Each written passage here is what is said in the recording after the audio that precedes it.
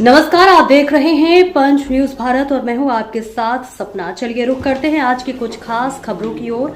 अगर आपको हमारी खबर पसंद आई है तो चैनल को सब्सक्राइब करें। जनकपुर में बाइक से गड्ढे में गिरने से दिल्ली निवासी कमल ध्यानी की मौत पर आम आदमी पार्टी के दिल्ली अध्यक्ष सौरभ भारद्वाज ने कहा कि जनकपुर में जो हुआ है उसने दिल्ली में भाजपा सरकार, दिल्ली पुलिस आयुक्त और पूरी दिल्ली पुलिस को बेनकाब कर दिया है।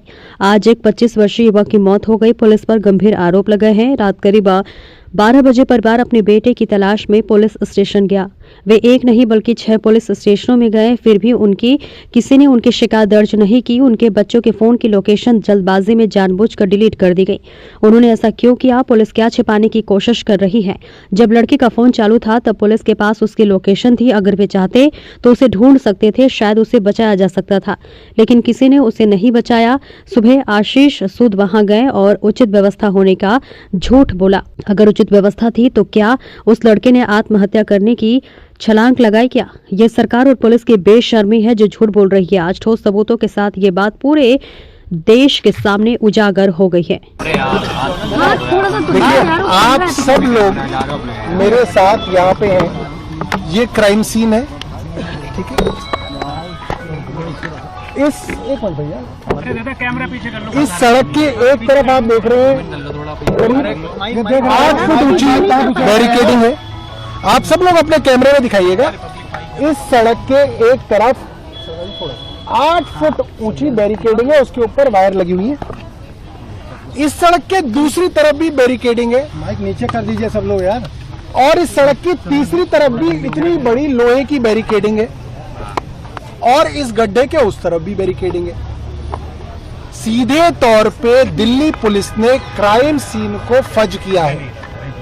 क्राइम सीन के अंदर बदलाव करके खुल्लम खुल्ला फर्जीवाड़ा किया। ये सबके सामने है। यहाँ पे बाइक वाला सिर्फ ऊपर से ही कोई हवाई जहाज से उसको फेंक देगा तो ही गिर सकता है। ये तो किसी भी बेसिक आदमी को समझ में आ रही है। उधर बैरिकेडिंग है, इधर बाउंड्री है, उधर बाउंड्री है, उधर बैरिकेडिंग है। तो क्या हवा से आ गया वो आदमी? क्या इतने कमीनेपन पर किसी भी विभाग को गिरना चाहिए? इतने घटियापन तक क्या कोई सरकार गिर सकती है? कि सिर्फ इसलिए कि साहब किसी की गलती नहीं थी, वो लड़का खुद ही मर गया, इसीलिए क्राइम सीन पर बाद में चारों तरफ से बैरिकेडिंग कर दी गई, लोहे के बैरिकेड लगा दी गए। दूसरी बात, एक वो बैरिकेडिंग होती है जो क्राइम सीन के लिए की जाती है, जिसमें पन्नियां बांधी जाती हैं। ये वो वाली बैरिकेडिंग नहीं है, ये वो बैरिकेडिंग है जो फर्जीवाड़ा करने के लिए बनाई गई। ये दिखाने के लिए बनाई गई कि साहब बैरिकेडिंग तो चारों तरफ लगी हुई थी, वो लड़का पागल था, उस लड़के का दिमाग खराब था, वो रोहिणी से यहाँ तक आ गया। फिर इनकी लोहे की बैरिकेडिंग उसने खोली, फिर वो बाइक लेके अंदर आया, फिर उसने बैरिकेडिंग बंद कर दी और फिर उसने कहा कि नहीं, मैं अब इस गड्ढे में कूद के मरूंगा क्योंकि मुझे आशीष सूद को और रेखा गुप्ता को बदनाम करना है, क्योंकि मुझे सतीश गोलचा को बदनाम करना है, इसलिए मुझे अमेरिका के वो जो कहते हैं ना अंतर्राष्ट्रीय ताकतों ने पैसा दिया उसको, जॉर्ज सोरोस ने उसको पैसा दिया, इसलिए वो यहाँ आया और यहाँ पे इस गड्ढे में कूद के वो मर गया ताकि इन लोगों को बदनाम कर सके। ये जो है स्पष्टीकरण ये सरकार दे रही है, ये पूरी तरीके से शर्मनाक है। जिस तरीके से आंकड़ों का फर्जीवाड़ा करना आज इस सरकार का सबसे पहला काम है, आंकड़ों का फर्जीवाड़ा करना। कल ही 3 दिन से खबर चल रही है कि दिल्ली के अंदर पहले 15 दिनों में साल के 800 से ज्यादा लोग गायब हो गए। कैसे गायब हो गए भाई? और उसमें बड़ी संख्या में नाबालिग लड़कियां हैं, 12 साल की, 13 साल की, 14 साल की लड़कियां हैं, वो गायब हो गई। और ये क्या कह रहे हैं?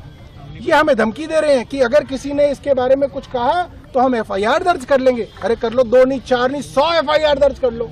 हम ना तुम्हारी ED से डरते, ना तुम्हारी CBI से डरते, ना तुम्हारी हम FIR से डरते। कितनी FIR करोगे?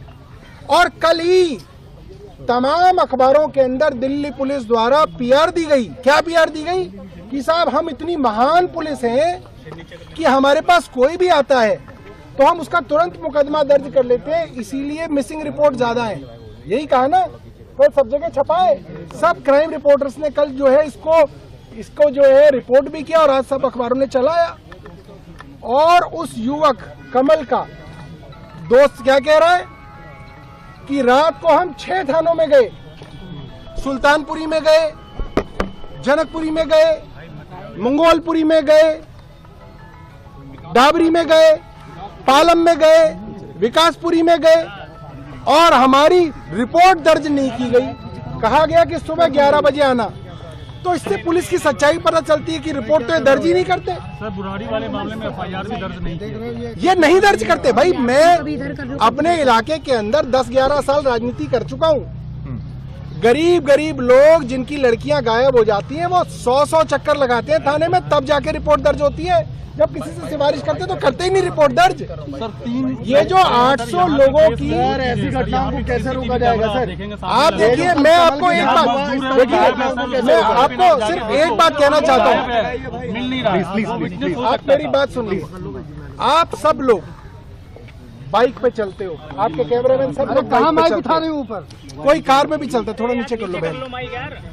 मुंह पे आ रहा है। यहाँ पे मरने वाला आप भी हो सकते थे, मैं भी हो सकता था, मेरा बेटा भी हो सकता है, आपकी बेटी भी हो सकती है, गायब होने वाली भी आपकी बेटी हो सकती है, मेरी बेटी भी हो सकती है। हम लोग ये देख रहे हैं, एक लड़का नोएडा में मर गया तो 2 दिन बाद दूसरे राज्य गुड़गांव के अंदर रेस्टोरेंट की सीसीटीवी इमेज ले आए, फुटेज ले आए कि साहब ये लड़का यहाँ पे जो है पार्टी कर रहा था। ये लोग इतने कमीने हैं, इतने घटिया हैं कि ये एक बाप का लड़का मर गया, उसकी सीसीटीवी फुटेज दूसरे रेस्टोरेंट से ले आए, दूसरे राज्य से ले आए कि साहब ये पार्टी कर रहा था तो इसको तो मरना ही था। पार्टी कोई ना कर सकते हो आप इस देश के अंदर। भाई ये रेस्टोरेंट सरकार ने खोल रखे हैं, सरकार इसमें जीएसटी जरूर लगी मगर पार्टी करने का हक कोई ना आपको। पार्टी करोगे तो आप मरोगे। वो सरकार अभी तक इस सीसीटीवी कैमरे की इमेज क्यों नहीं लेके लाई? क्यों अभी तक वीडियो नहीं आया? क्यों इस बात पे इतना सस्पेंस बना हुआ है कि भाई क्या हुआ था, क्या हुआ था? जो हुआ था, पुलिस जो है ये सीसीटीवी कैमरा जो है हर चौराहे पे लगे हुए, हर सड़क पे लगे हुए, हर गली में लगे हुए, क्यों नहीं मिले? और जो मोबाइल लोकेशन होती है, मोबाइल लोकेशन तो अब पुलिस बिल्कुल एग्जैक्ट कर लेती है। तो हमारी सर्वेलेंस करते हैं पूरे दिन ये देखते हैं हम कहाँ जा रहे हैं, किससे मिल रहे हैं। उस लड़के की मोबाइल लोकेशन इनके पास थी, उसका मोबाइल चल रहा था, उसके फोन की घंटी बज रही थी, मगर उसके साथ रात को जब मोबाइल लोकेशन शेयर की उसको तुरंत डिलीट कर लिया गया। क्यों करा गया डिलीट? क्या छिपाना चाहती थी पुलिस?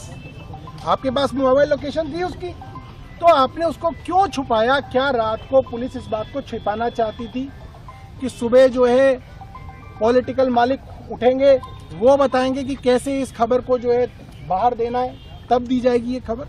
इन चीजों के ऊपर जो है बड़े सवाल उठते हैं। पुलिस की भूमिका और यहाँ के विधायक और मंत्री आशीष सूद की भूमिका सीधा एक क्रिमिनल ऑफेंस है। इस पूरे के पूरे क्राइम सीन को ड्रेसअप किया गया।